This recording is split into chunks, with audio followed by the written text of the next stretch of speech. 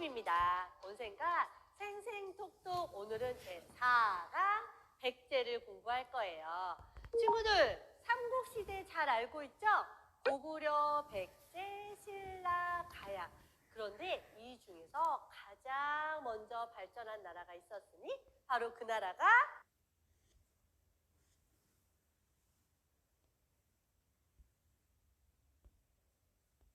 오늘 배울 백제랍니다. 이 백제는요, 고구려에서 도망친 온조 왕자가 십제라는 이름에서 백제라는 이름으로 바꿨는데요. 이 백제가 가장 먼저 전성기를 이룬 비밀이 하나 숨어져 있어요. 자, 고구려는 가장 큰 영토를 차지했었죠. 그리고 신라는 아주 작은 나라였어요. 그런데 어떻게 백제가 가장 힘이 세고 영토가 넓은 고구려 대신 가장 먼저 나라를 이루었을까? 어떤 비밀이 숨겨져 있을까? 선생님의 얘기를 잘 들어보세요. 자, 생각을 톡톡 열어보자, 친구들. 자, 먼저 나라가 발전하려면 먼저 잘 먹어야 돼요. 왕이 백성들에게 잘 먹이지 않으면요, 배고프다! 밥을 달라! 이렇게 아주 백성들이 원성이 자자할 거예요. 그런데 농사가 잘 되려면 이것이 있어야 돼요. 선생님이 힌트를 줄 테니까 친구들이 한번 맞춰보세요. 자, 먼저 위에서 아래로 흐르고 졸졸졸졸졸졸졸. 자, 그리고 이것이 모여서 바다로 간대요. 이게 무엇일까요? 야, 초성문자 기역 밑에 이응. 자, 정답은 맞았어요. 강이에요. 바로 이 한강 유역에 차지한 백제가 농사가 가장 잘 되는 지역을 차지하고 있었던 거예요. 자, 이 당시에 고대 국가는 벼농사, 농사를 하는 것이 아주 중요했어요. 그래서 농사가 잘 되면 바로 그 나라가 경제가 우뚝 하고 설 수 있었거든요. 자, 그럼 백제는 이 한강 유역을 가지고 어떤 것을 했을까요? 자, 첫 번째 친구들 한번 생각해 보세요. 자, 한강이 있으면 맞아요. 농사가 잘 돼서 백성들이 배불리 먹을 수 있어요. 두 번째는 어떤 것이 있을까요? 두 번째. 자, 농사가 잘 된다는 것은요, 바로 기술이 있다는 거예요. 어떤 기술이 있냐면 철을 잘 다루는 철제 기구가 발달됐다는 거예요. 그럼 농사가 잘 되니까 맞아. 철로 만든 농기구가 발달되었다는 거죠. 그런데 친구들, 그냥 철만 있다고 해서 땡땡땡땡 두드려서 아주 훌륭한 도구가 나오는 게 절대 아니야. 어떻게 해야 되냐면 철을 잘 다루는 기술이 있다는 거. 그럼 철제 농기구도 잘 만들고 맞았어. 무기도 잘 만들 수 있었겠지. 그래서 농사가 잘 된다는 건 이렇게 철로 만드는 기술도 잘 다룰 수 있다는 얘기예요. 세 번째, 이 물길 따라 무엇을 할 수 있을까요? 다른 나라와 무역을 할 수 있어요. 자, 물길 따라서 백길 따라서 중국하고도 교류를 하고 저기는 외불라 하는 외나라라고 있었어. 외나라는 어떤 나라냐? 지금의 일본을 예전엔 외불라라고 외라고 얘기했어요. 일본이 왜 도와줘 이러면 우리 백제가 왜 기다려 하고 서로 도와주는 관계가 가졌던 게 바로 백제예요. 와, 그러니 이 한강이 얼마나 중요한지 알겠죠? 그래서 고구려, 백제, 신라는 이 한강을 차지하려고 그렇게 열심히 전쟁을 했다는 거예요. 꼭 기억하세요. 한강. 자, 그렇다면 우리 백제는 나라를 잘 다스릴 수 있는 한강 유역으로부터 먼저 하나를 차지했어요. 자, 그럼 나라가 만들어지려면 또 무엇이 필요할까요? 바로 이것이 필요해요. 왕의 힘이 세. 왕의 나라가 돼야 돼요. 자, 백성들의 소리보다 왕의 소리가 더 커야 백성들은 와, 우리 왕의 말을 따르자 하고 따르겠죠? 이것을 바로 중앙집권체제라고 해요. 왕권의 힘이 강해졌다라고도 말을 하죠. 자, 백제가요. 어떠한 모습으로 문화가 발달됐는지 우리 백제 워크지를 통해서 유물 속에 숨겨져 있는 백제의 비밀을 찾아보도록 할게요.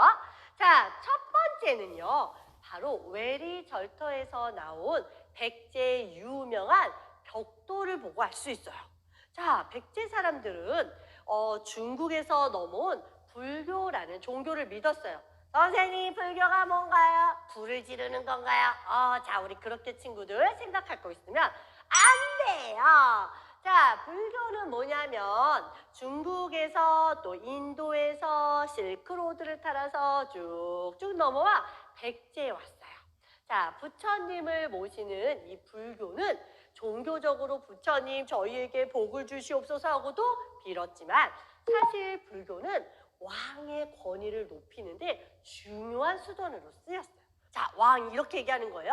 여봐라! 농사를 잘 짓도록 물기를 내놓도록 하여라! 했는데 백성들이 막 그게 뭐래요? 난 안 할 거예요. 이러면 나라가 발전이 되지 어렵겠죠. 그런데 왕이 이렇게 얘기하는 거야.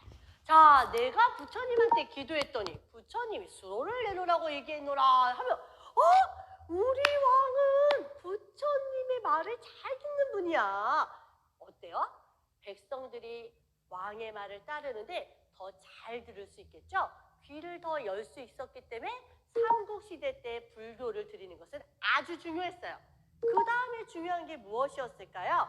바로 율령이라는 법이었어요. 자, 나라에 법이 없으면 어떻게 될까요? 남의 물건을 막 훔치고 나를 때려도 벌을 받지 않아. 자, 그러면 안 되잖아요. 나라에 법을 세우는 율령이 필요했어요. 그리고 친구들, 왕이라는 이름을 생각해 볼까요? 왕이라는 말은 원래 우리나라의 말이 아니에요. 이 왕은 중국에서 온 말이에요. 그래서 이 중국에는 최신 유행이 다 모여 있어. 와, 세련된 곳이야. 그래서 중국에서 불교와 그리고 율령과 또 하나 뭐라고? 왕이라는 이름을 갖고 온 거야. 내가 이따가 수수께끼 낼 거야. 잘 맞춰봐. 그런데 선생님, 삼국시대 때 백제가 이걸 다 가져왔는데 어떻게 할 수 있어요? 바로 그것은 유물 속에 답이 있기 때문이에요. 첫 번째, 아까 선생님이 외리절터에서 나온 벽돌 이야기 해줬었죠? 우리 백제 사람들은 얘들아 생각해봐. 배부르고 등 따시고 햇빛도 좋아. 그러면 뭐가 떠올라요? 나 음악이나 한 편 들을까? 뮤지컬이나 한 편 볼까? 엄마 만화 틀어주세요. 그러죠? 맞아요. 사람들은 배가 부르면 문화가 어떤지, 조각이 어떤지, 음악이 어떤지 관심을 갖게 돼요. 그래서 우리 백제 사람들은 고구려 백제 신라 중에 가장 문화가 먼저 발전됐어요. 자, 우리 이 벽돌을 한번 살펴볼까요?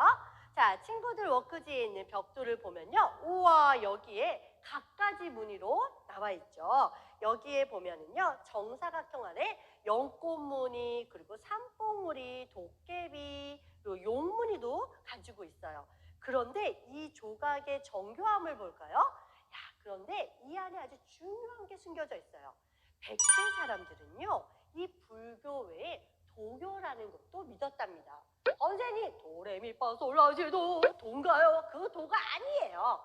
이 도는 뭐냐면, 자, 너희들 산신령 알아? 근도끼, 은도끼, 이거 알아?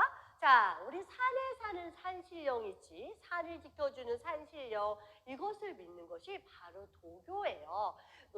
양을 믿는 건데요. 어렵다. 그렇지만 다른 거 기억하지 못해도 돼요. 벽돌무늬를 통해서 도교라는 것을 믿었구나. 그래서 이렇게 아름다운 벽돌무늬에 삼봉우리도 나오고 도깨비도 나오고 상상의 동물도 나오는구나 생각해 주세요. 자, 다음 유무가 유적은요. 이 백제가 물길 따라 바람 따라 다른 나라와 교역했다는 것을 보여줘요. 그것은 바로 문영왕의 문영왕릉이에요. 여기에는요 108종과 4,006여 점에 이르는 유물이 숨어져 있어요. 엄청난 유물이죠. 그래서 세계 유네스코에 등재되어 있는 우리나라의 아주 귀한 보물이에요.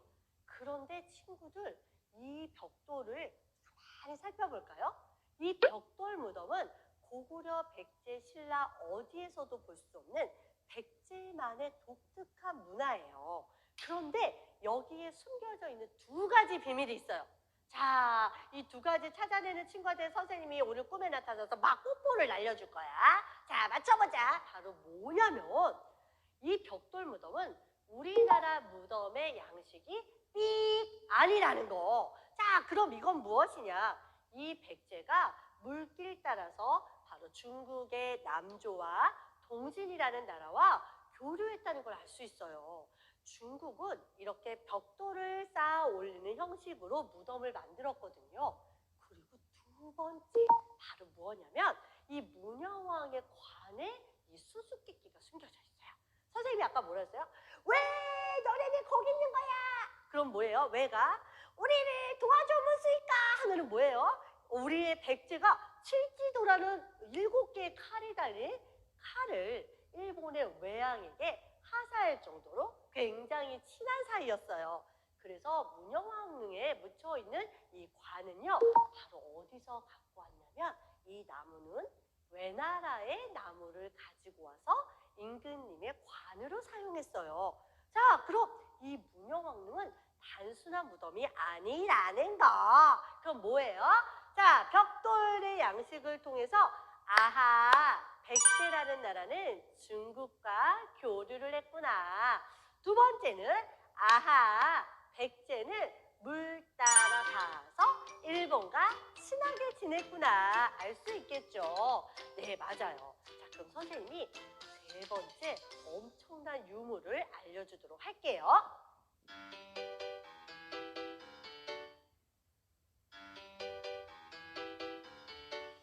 이거는 얘들아 금동 땡땡땡 상류예요. 무엇일까? 금동 대향료. 맞아요. 이건 얘들아 엄청난 문화의 꽃을 피우는 거예요. 그래서 우리나라 고대 국가에 아주 멋진 유물로 남아있어요. 자, 꼭 기억해야 돼요. 백제의 금동대학교. 그런데 너희들 아까 선생님이 벽돌 이야기할 때 도교라는 거 말해준 거 기억나요? 그런데 이 금동대학교는요, 불교와 도교가 함께 합쳐져 있는 걸 보여요. 자, 먼저 이 금동대학교의 몸통을 한번 볼게요. 자, 몸통을 한번 보면 연꽃이, 자, 연꽃 어디서 많이 봤더라? 맞아요. 연꽃은 불교에서 많이 상징적으로 나오는 꽃이죠. 이 연꽃이 두 겹으로, 세 겹으로 겹겹이 쌓여 있어요. 그 위에는요, 봉우리, 산봉우리 보여요? 약 74개의 산봉우리가 부비부비 마치 정말 산신령이 이 산 사이로 막 돌아다니면서 뭔가 나라를 지켜주는 듯한 모습이 보이지 않아요? 자, 이 안에 많은 악사들이 숨겨져 있는데 5명의 악사들이 있어요. 자, 이것은 도교의 모습을 보여주고 있어요. 그리고 74여 종의 동물들이 있어요. 여기에 상상의 동물들도 있고요. 원숭이도 있어요. 자, 그럼 친구들 우리 워크지에 있는 거 선생님하고 한번 같이 해볼게요. 이 유물의 이름은 무엇일까요? 금, 땡땡땡. 자, 잘 맞췄어요. 이 유물은 어디에 사용하는 걸까요? 바로 백제 왕실에서 사용했던 향료였다는 거죠. 이 유물에 새겨진 조각은 무엇이었을까요? 자, 너무 많아요. 선생님 다 써야 되나요? 아니요, 보이는 것만 써도 돼요. 악사들이 있었고 동물들이 있었어요. 그리고 산봉우리가 있었네요. 이 정도만 써도 우리 친구들 잘했어요. 자, 그 다음 이 유물을 통해서 알 수 있는 것은 무엇일까요? 네, 유교와 도교가 합쳐졌었다는 걸 알 수 있지요. 그리고 백제 아주 왕실의 중요한 보물이었다는 것도 알 수 있어요. 자, 그럼 우리 다음 페이지 한번 볼까요? 자, 우리 세 번째 금동대학교 맨 위에 있는 꼬꼬대 꼬꼬꼬꼬꼬 이거 닭이라고 하는 친구가 있나요, 여러분? 자, 이거 닭 아니에요. 선생님이 친구들한테 봉황이 달려있는 연필을 선물했는데 아이들이 와 닭연필이다 닭연필이다 이런 친구들이 있어요. 자, 이건 닭이 아니고 봉황이에요. 자, 봉황은 굉장히 중요한 상징적인 새죠. 그래서 이 금동대왕요의 마지막 완성은 뭐라고요? 꼬꼬댁이 아니고 봉황이에요. 자, 선생님이 지금 금동대왕요에 대해서 굉장히 자세하게 설명해 주었는데 친구들이 워크지를 한번 보면서 아, 금동대왕요가 얼마나 귀한 것이었구나 하고 한번 생각해 보기. 자, 생각을 톡톡톡 건드려 보는 거예요. 자, 그럼 선생님이 마지막으로 이 4세기의 백제 4, 5, 6, 4, 5, 6, 4, 5, 6 할 때 4세기의 백제의 근초고왕 이야기를 살짝 해주고 백제편을 마무리할게요. 4세기에 근처에 어디 있나 근초고왕 근처에 중국 있나 근처에 일본 있나 찾아본 우리 4세기의 근초고왕이에요. 우리의 근초고왕은 고구려의 광개토대왕 못지않게 힘세고 날렵하고 자 영토를 팍 넓힌 왕이에요. 자, 어떻게 영토를 넓혔냐고요? 우리 지도를 한번 볼게요. 와, 이 작은 나라에서 평양성까지 쭉 올라갑니다. 그리고 이 평양성에 있는 고구려의 고국 원앙을 전사시키죠. 그리고 땅을 이렇게나 넓게 올렸어요. 자, 친구들, 너희들 이 색연필로요. 이렇게 넓어진 4세기의 백제를 직접 색칠해 보세요. 자, 4세기에 어디까지 올라갔었나 살펴보면 와, 백제가 영토를 어마어마하게 넓힌 걸 알 수 있죠. 그리고 백길 따라 삼천리가 아니라 백길 따라 중국 남제르로 갔고요. 백길 따라 어디로 갔나? 일본으로 갔어요. 멀리 멀리 퍼졌죠. 그래서 이 근초고왕 때 땅을 가장 많이 넓히고 그리고 무역으로 교류로 가장 이 동아시아에서 문화적인 강국을 최고로 이룬 아주 아름다운 백제였다는 거 꼭 기억해 주세요. 자, 여기서 잠깐만 전성기가 뭐냐면 전성기라는 것은 가장 영토를 많이 넓히고 그 지역에서 가장 힘이 쓸 때 우린 전성기라고 해요. 자, 그럼 우리 백제에 대해서 한번 정리 마지막으로 해볼까요? 자, 백제는 몇 세기의 전성기를 이룬 나라? 4세기. 그리고 유물을 통해서 유교와 도교를 알 수 있는데 바로 무슨?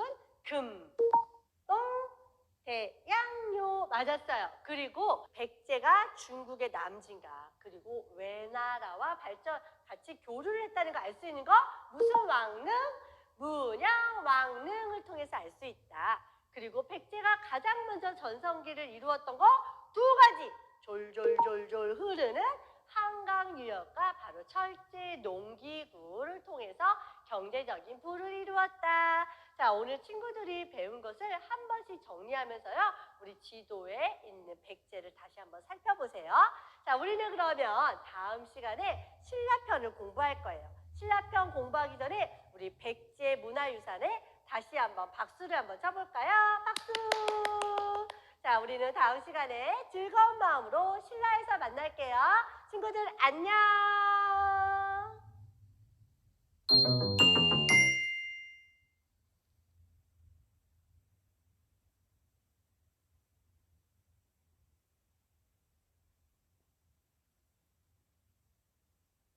자, 우리 친구들이 고구려 백제를 공부할 때 선생님이 그 전으로 돌아가서 고조선을 공부할 때 태양 따라가는 거 청동거울 생각나 동그라미 중요해 아래서 태어나 기억나요?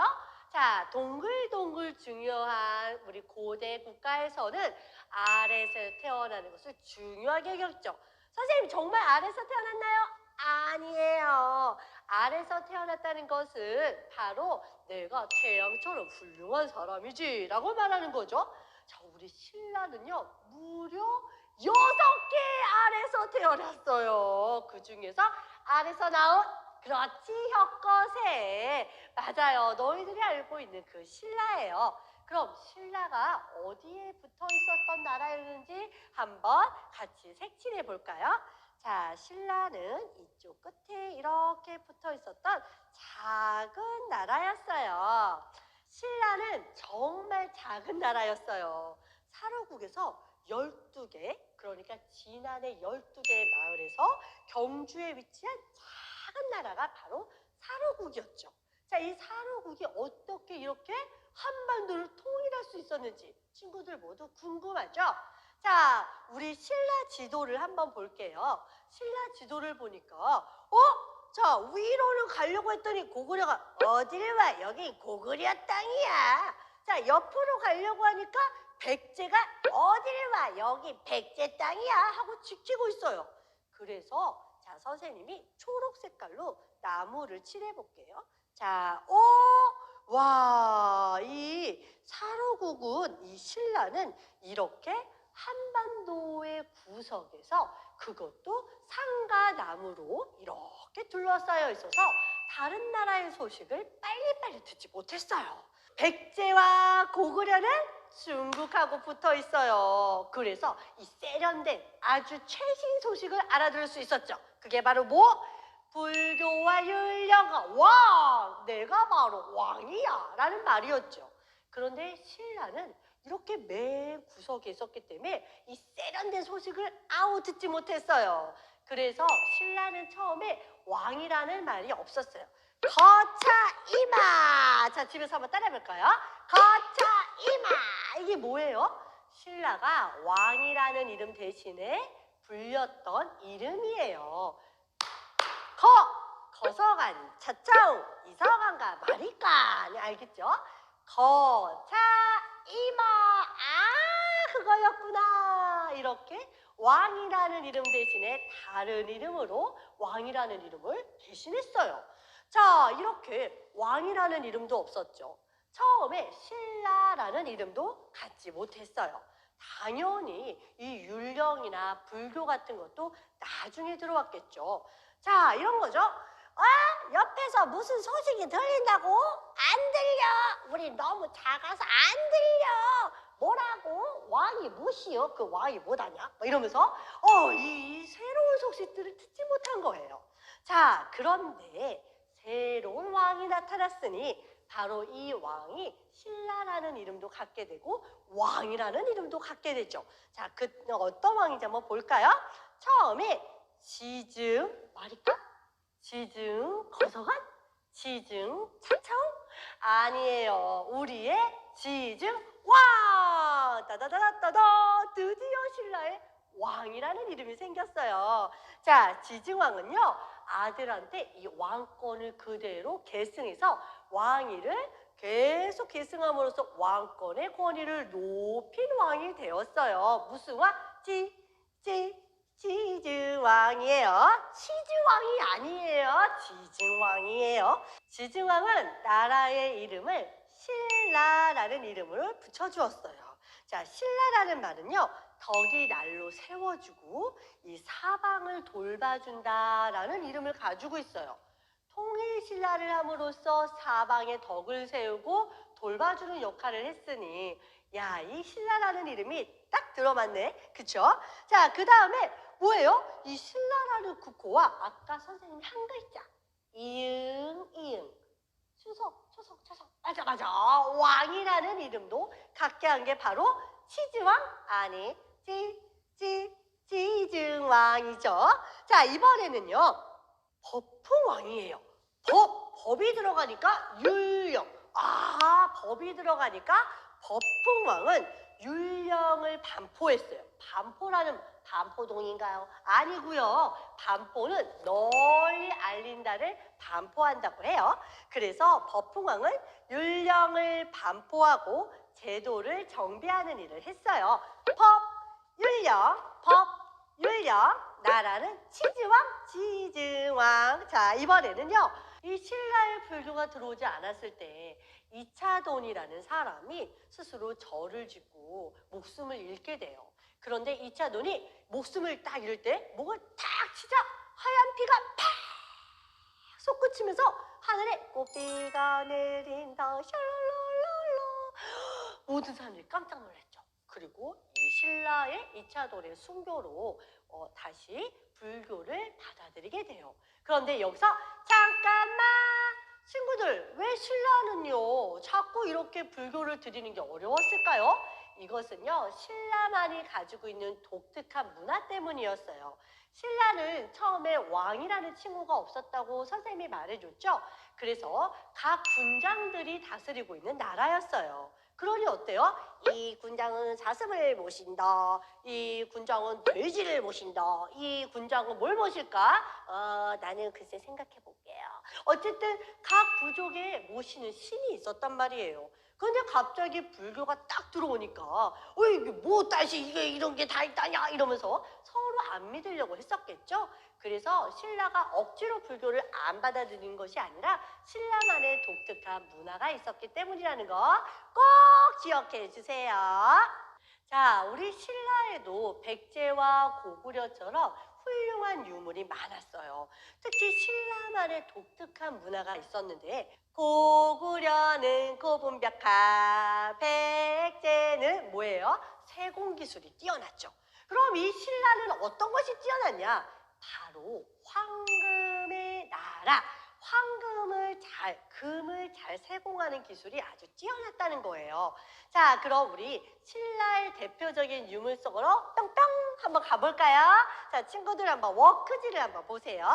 자, 너희들 경주 가본 사람? 저요! 뭐 이런 친구들 있죠. 자, 엄마가 분명히 경주 데려가는데 거기가 거긴가비요? 하는 친구들 있을 거예요. 자, 떠올려 보세요. 자, 경주에 가면 이 신라의 유물들이 아주 많이 있어요. 그 중에서 저쪽에 보이는 바로 첨성대가 있어요. 에게! 선생님, 이 첨성대 뭐 하는 데죠? 자, 이 첨성대는요, 하늘의 천문을 보는 천문대였어요. 그런데 친구들, 이건 단순히 천문대가 아니에요. 바로 신라 사람들은 건축 기술이 굉장히 뛰어났어요. 어느 정도로 뛰어났냐고요?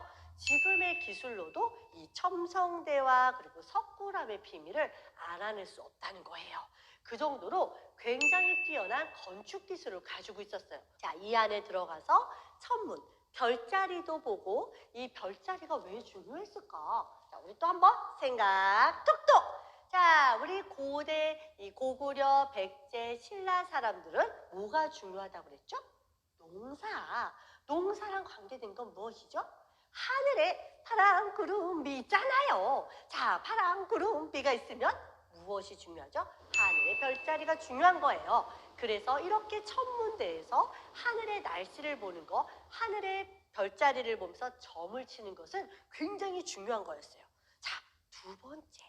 여기에 보면 아주 독특한 유리병과 물병이 있어요. 이것은 고구려, 백제, 그리고 가야에서 볼 수 없는 굉장히 진귀한 유물이에요.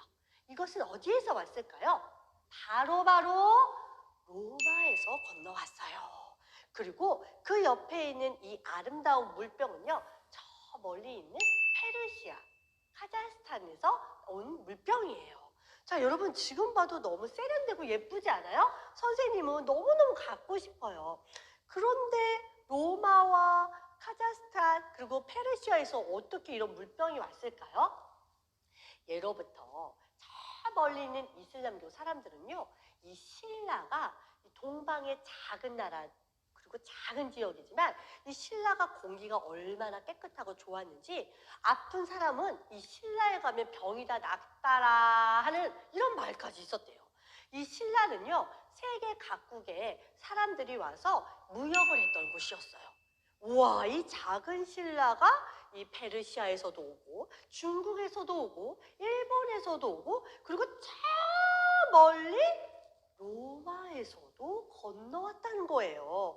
야, 국제무역의 대가죠. 대가. 나라는 작지만 엄청난 문화를 가지고 있었다. 그리고 세 번째, 금을 다루는 기술이 굉장히 뛰어났다.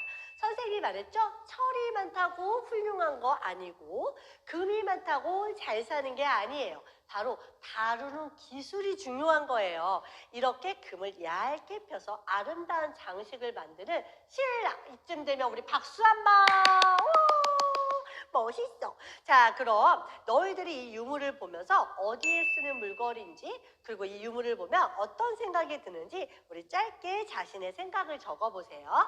자, 신라는 이렇게 작지만 그러나 여러 가지 제도를 통해서 다시 본인들의 아주 나라를 굳건히 하나, 둘, 셋, 넷 하고서 만들었어요.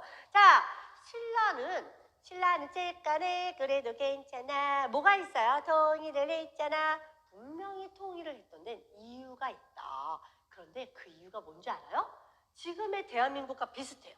자, 우리나라는 전 세계 지도를 보면 요만하게 보여요. 그런데 우리나라는요, 강대국과 나란히 어깨를 하고 있어요. 그 이유가 뭔지 알아요, 친구들? 우리나라에 철이 많이 나서? 아니에요. 바로 인재 개발이에요. 자, 우리나라는요, 이렇게 6.25 전쟁 이후에도 인재 개발을 통해서 나라가 성장했어요. 신라도 마찬가지였어요. 나라는 정말 작지만 이렇게 인재 개발을 통해서 신라의 중요한 엘리트들을 양성해내기 시작했죠. 그것이 바로 이름하여 짜잔! 온생처럼 예쁜 화랑이에요. 화랑 들어본 친구? 아, 저 알아요. 김유신 장군이에요. 화랑 알아요. 자, 맞아요. 이 화랑은요, 귀족들 중에서도 지금으로 치면 얼짱, 지금으로 치면 아이돌, 너희들 아이돌 뭔지 알아? 아이돌 하는 그렇게 훌륭한, 무예도 잘하고 얼굴이 잘생긴 이런 청소년들 다 뽑아서 인재 양성을 했어요. 자, 그런데 이 신라만의 독특한 제도 중에 정말 불공평하다 하는 제도가 있었어요. 그것이 바로 무엇이냐? 골품제도. 선생님, 저 골품제도 알아요 하는 친구들 있죠. 아주 훌륭해요. 그런데 골품제도가 뭔지 알려줄게요. 선생님, 고구려와 백제도 신분제도가 있었잖아요. 고구려도요, 이렇게 신분이 높은 사람은 크게 그리고 아닌 사람은 작게 그렸잖아요. 그런데 이 신라는 고구려와 백제보다도 더 불공평한 제도였어요. 오죽하면 이 신라가 나중에 멸망하게 된 원인이 되기도 했지요. 그것이 바로 무엇이냐면 골품제도예요. 골이라는 건 뭐냐면 이 뼈예요, 뼈. 아, 선생님, 그러면 신라 사람들은 여기 이렇게 칼로 째고 여기다가 이렇게 새겼나요? 그게 아니에요. 태어나면서부터 절대 바뀌지 않는 신분이라는 거죠. 그래서 태어나서 죽을 때까지, 그리고 내가 죽고 우리 자손들까지 그 제도는 그대로 이어졌어요. 자, 성골과 진골, 그리고 육두품, 오두품, 사두품, 삼두품, 이두품, 일두품. 그래서 이렇게 여러 제도가 있었는데요. 자, 내가 왕이로소이다 하는 이 왕족은 오직 성골만 될 수 있었어요. 그래서 이 성골들은 엄마도 성골, 아빠도 성골, 삼촌도 성골, 모두 다 성골이어야 돼. 그래서 이 성골끼리 결혼을 유지하기 위해서 친척끼리도 결혼하고 남매끼리도 결혼했대요. 자, 여러분, 아들이 없으면 어떡하죠? 여자가 여왕이 되면 되죠. 너희들 아는 여왕? 선덕여왕. 빠바바밤빠밤.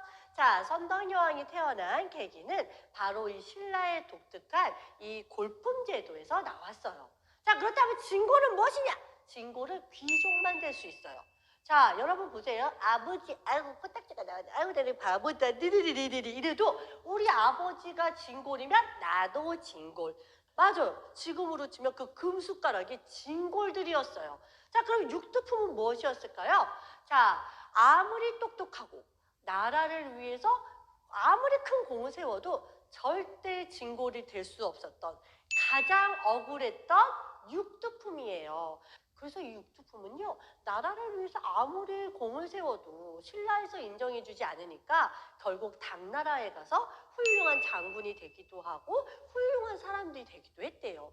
신라 사람들은 이렇게 골품 제도로 태어나면서부터 절대로 바꿀 수 없는 신분 제도를 가지고 살았다는 거 꼭 기억해 주세요. 자, 그렇다면 선생님이 바로 6세기에 발전한 진흙 속에 진주 진흥왕에 대해서 한번 공부해 보도록 하겠습니다. 456 456 456. 자, 친구들 집에서 따라해 보세요. 456 456 456. 자, 4세기 백제 근초고왕, 5세기 고구려 누구? 장수왕. 바로 마지막에 우리 6세기의 진흙 속의 진주 진흥왕이 되겠습니다. 선생님, 진흥왕이 진흙 속에서 태어났나요? 아니에요. 자, 맨 마지막 이렇게 작았던 나라가 영토를 넓혔으니 마치 진흙 속의 진주와 같잖아요.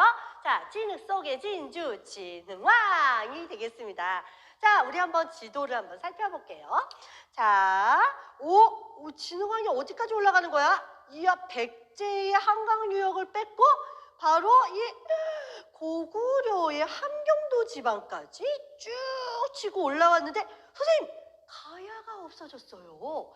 자, 가야, 너희들 신라 장군, 그렇지, 신라 장군 이사부, 그치? 이사부가 어디서 나오는 건지 알아요?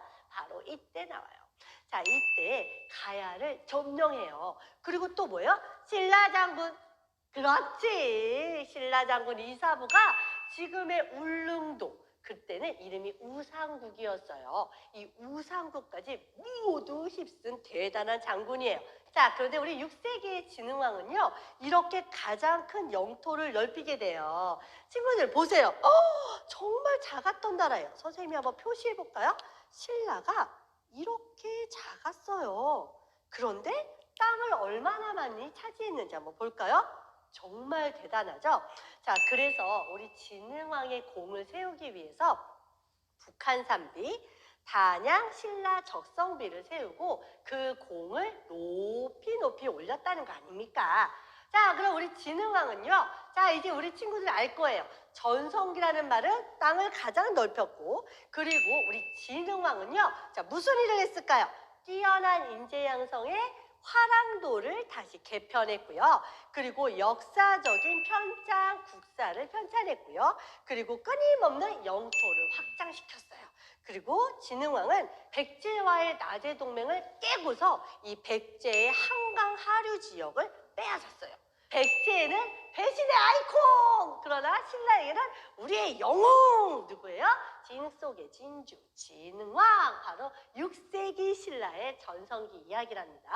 자, 친구들, 오늘 선생님이 신라의 이야기를 조금 빨리 이야기해줬어요. 자, 그런데 이 신라는요, 가장 작은 나라에서 맨 마지막에 큰 영토를 차지한 대단한 나라였죠.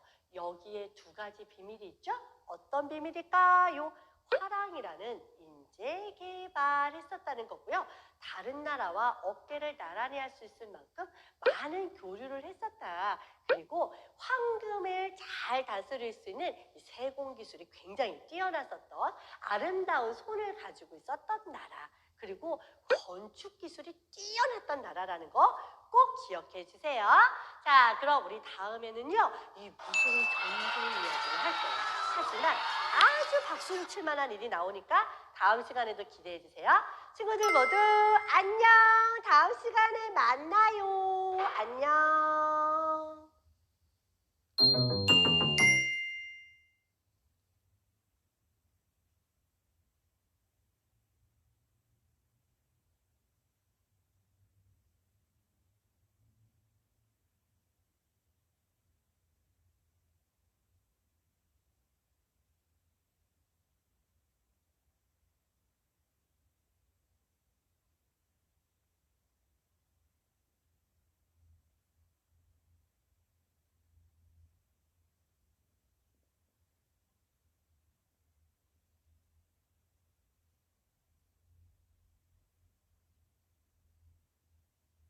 이야기예요. 야, 선생님이 오늘 보이지 않는 칼을 갖고 왔어요. 자, 상상으로 보세요. 돼요.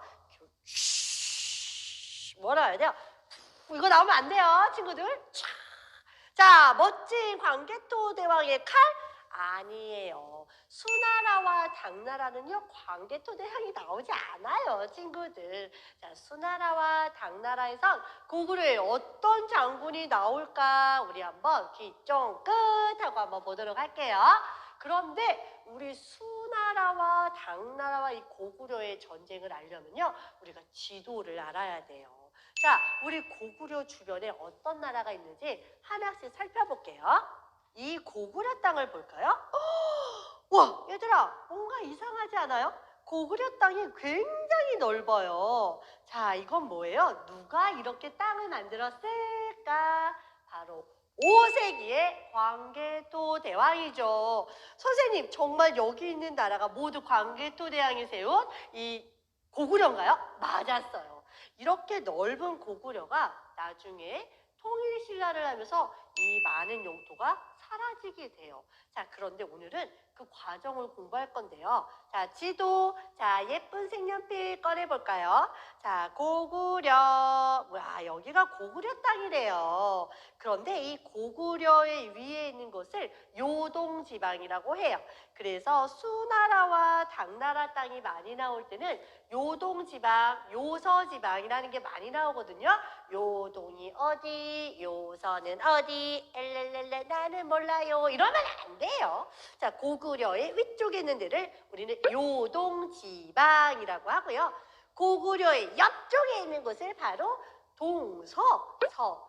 그러니까 요서지방이라고 하는 거예요. 친구들, 동서남북 알죠? 자, 맞아요. 요동지방 옆에는 요소지방이 있습니다.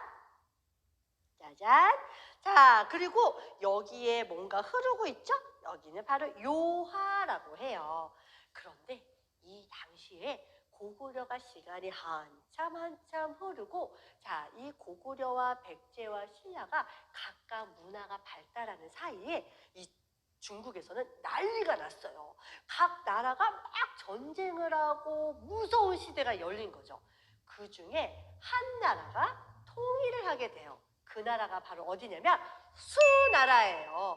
이 거대한 수나라가 어디까지 땅이 큰 나라였는지, 자, 너희들이 색연필로 같이 색칠을 해볼게요. 선생님도 빨간색으로 색칠할 거예요. 자, 수나라 색칠하자, 수나라 색칠하자. 자, 여기에 따라서 수나라 색칠하자. 엄청 넓은 땅이 모두 수나라였죠.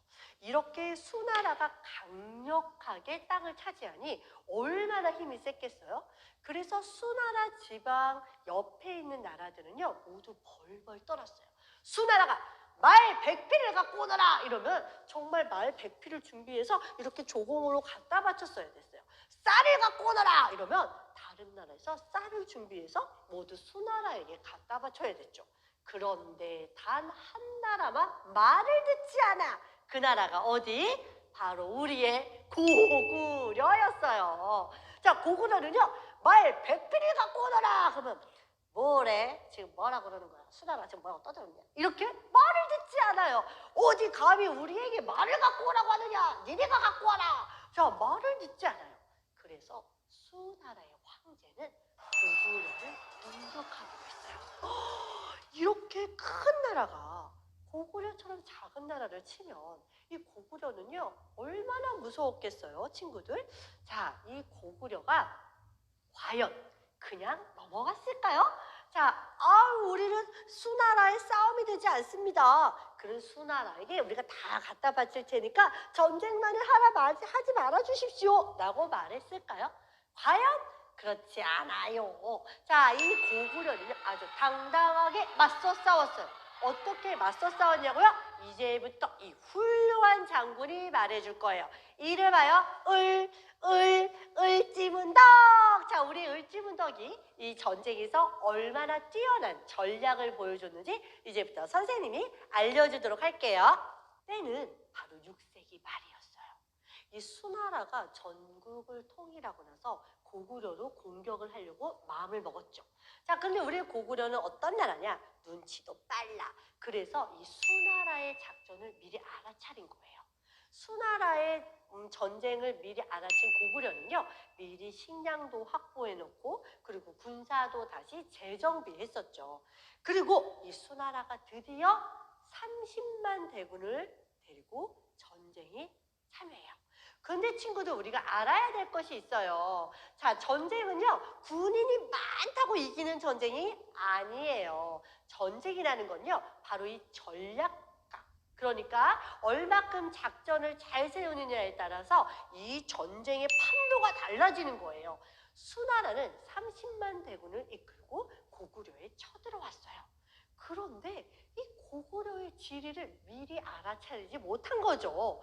자, 그리고 여러분, 지금과 전쟁이 달라요. 지금은 이 군인 아저씨들이 건빵도 챙기고, 그리고 너희들 저기 비상식량이라고 알아? 물 쪼르륵 끓이면은 바로 음식이 짠 돼가지고 막 밥도 먹을 수 있고 그랬지만, 예전에는 이 군사들을 많이 갖고 오잖아요. 그럼 그 뒤에 리리리리리리 뭐예요? 밥 해주는 밥솥도 따라와야 되고요. 그 다음에 쌀도 갖고 와야 되고요. 식량도 갖고 와야 되고요. 그래서 친구들, 30만 대군이라고 이럴 필요가 없는 것이, 이 30만 대군 뒤에는 이 30만 대군을 지켜줄 수 있는 무기와 식량이 필요했던 거예요. 그러니 얼마나 많은 사람들을 데리고 이 전쟁에 참여했는지 알 수 있죠. 수나라는 당당했어요. 왜냐하면 이 30만 대군이면 고구려가 당연히 질 거라고 생각했거든요.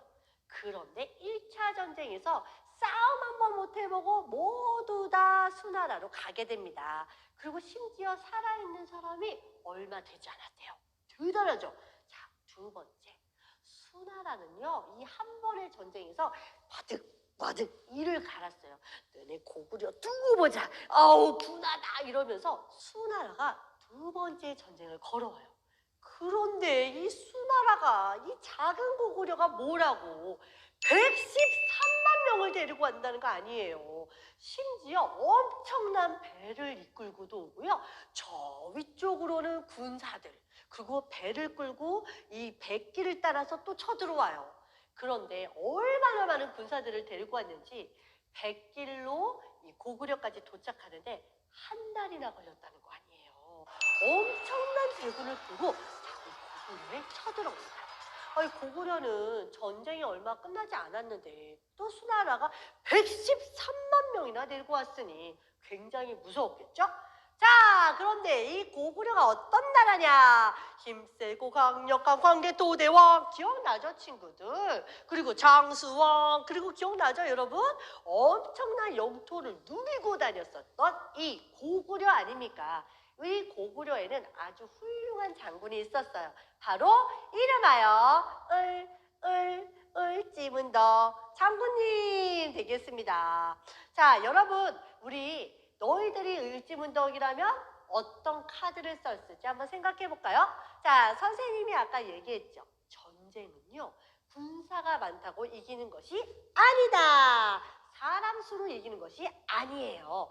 자, 우리 고구려가 썼던 히든 카드 3장이 있습니다. 그것이 무엇인지 워크지로 한번 볼게요.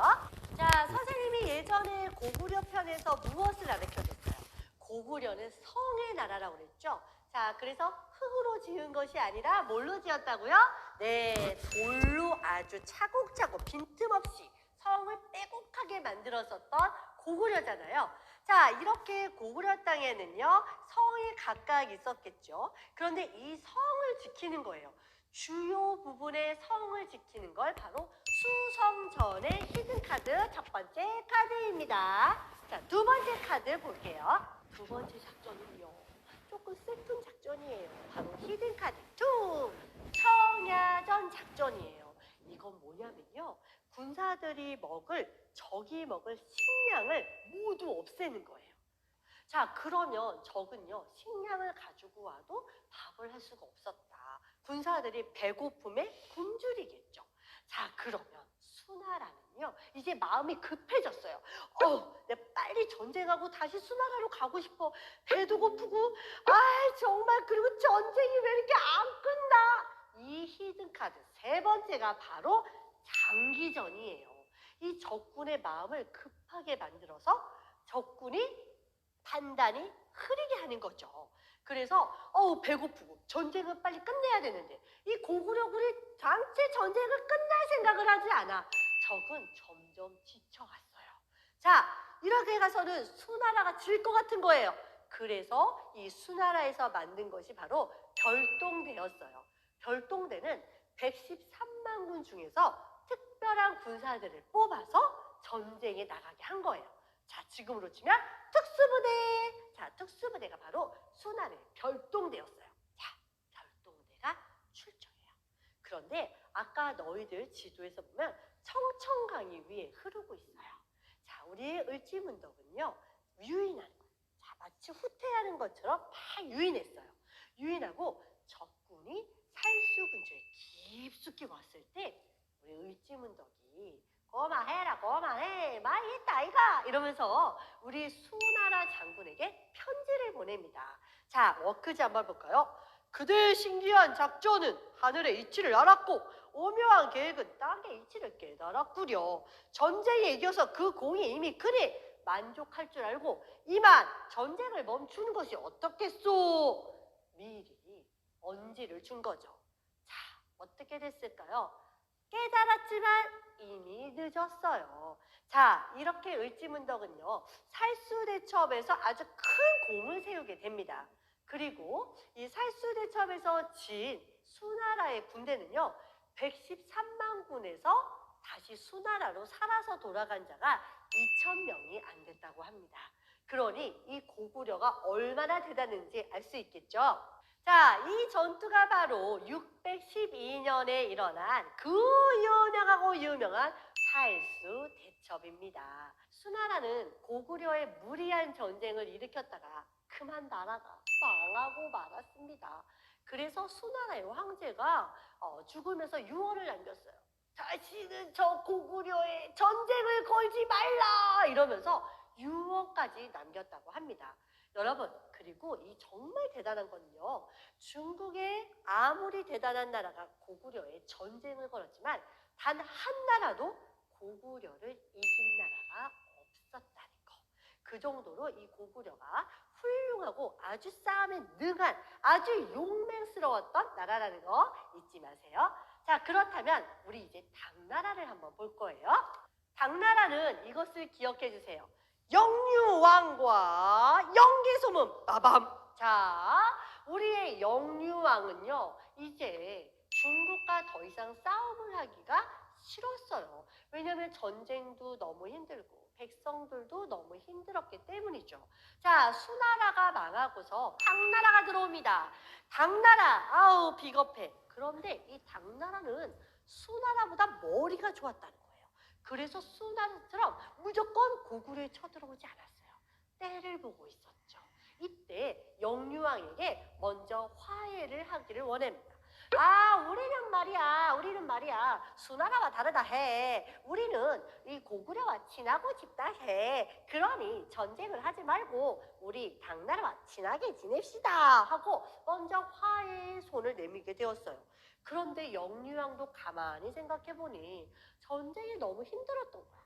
그래서 어떡하냐면 그래 자, 우리 이제 전쟁을 멈추고 우리 고구려는 당나라와 친하게 지냅시다 라고 사인을 보냈죠. 그런데 이때 뱁새문을 뜨고서 무슨 소리야, 우리가 어떻게 중국을 믿을 수 있어 하면서 말한 자가 있었으니 그 이름도 대단한 영계소문입니다.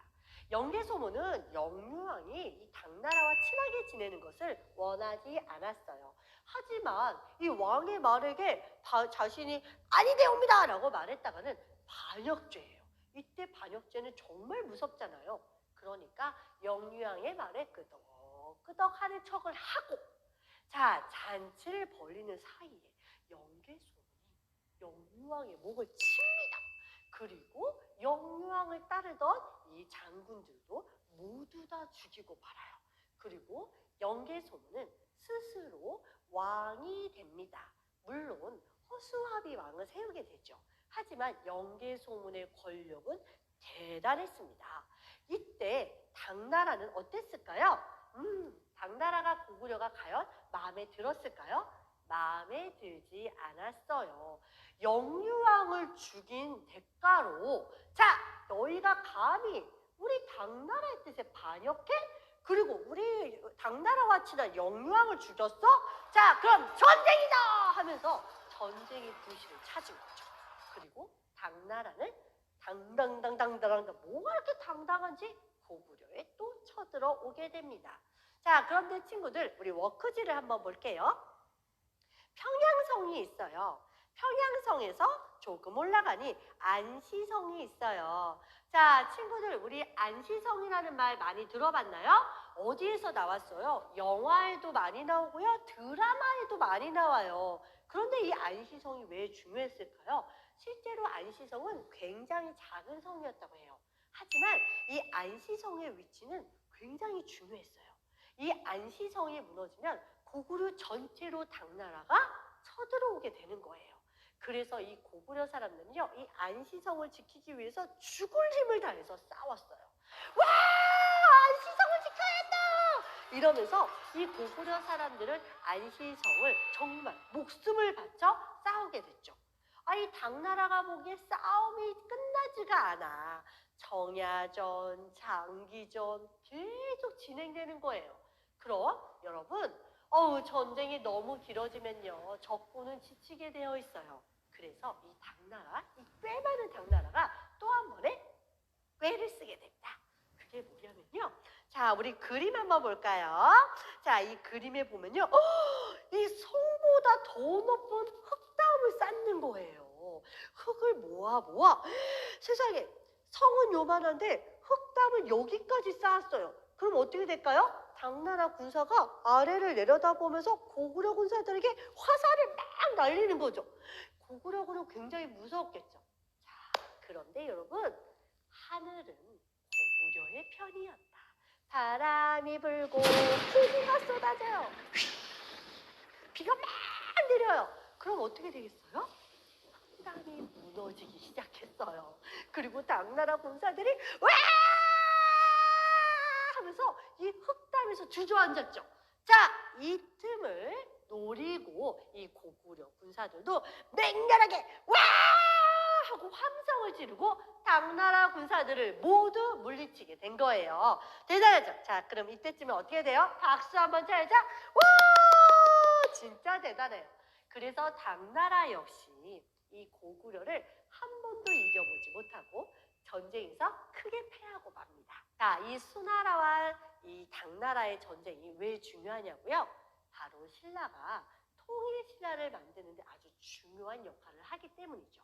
당나라는요, 고구려를 치고 고구려에게 진 당나라는 고구려가 예쁘게 보일 수가 없었어요. 저놈의 고구려, 언제쯤 우리가 이겨보라! 이런 마음을 갖고 있을 때 신라가 당나라에게 고구려를 치자고 손을 내민 거죠. 당나라 입장에서는 아싸! 미끼를 덥석! 그리고 신라와 손을 잡고 고구려를 치는데 아주 중요한 역할을 하게 돼요. 이렇게 강력했던 고구려도요, 허망하게 나라를 잃게 되는데요. 바로 이 영계소문이 죽은 다음에 영계소문의 아들들이 서로 왕위를 차지하기 위해서 다투게 됩니다. 나라 안에서 싸우면요, 다른 나라에서 전쟁을 걸려고 하는지 아니면 다른 나라에서 우리나라를 뭐라고 하는지 들리지가 않는데요. 자, 그래서 이 강력했던 고구려도 영계소문이 죽은 다음에 이 아들들끼리 왕위를 가지고 다투면서 이 나라에 큰 혼란이 오게 됩니다.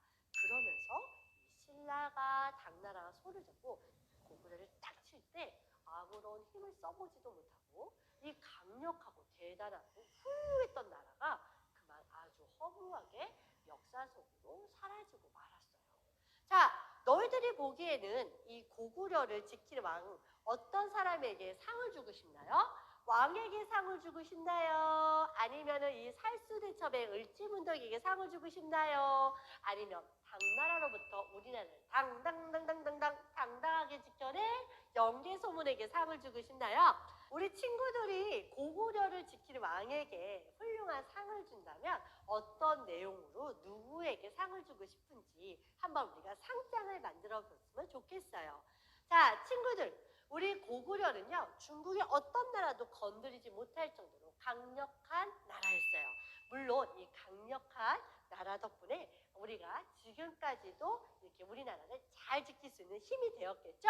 자, 지금 우리 친구들이 고구려를 배우고 있다면 고구려의 드넓은 이 광활한 이 영토를 보면서 우리 고구려의 기상을 한번 다시 생각해 봤으면 좋겠습니다. 물론 너무 아쉽게 고구려가 멸망하고 말았지만 다음 시간에 우리 신라에게 또 배울 것이 있으니 다음 시간에는 통일신라로 여행을 떠나보도록 할게요. 자, 친구들 그러면 오늘 열심히 공부한 친구들 수고했고 다음 시간에 또 우리 만나도록 할게요.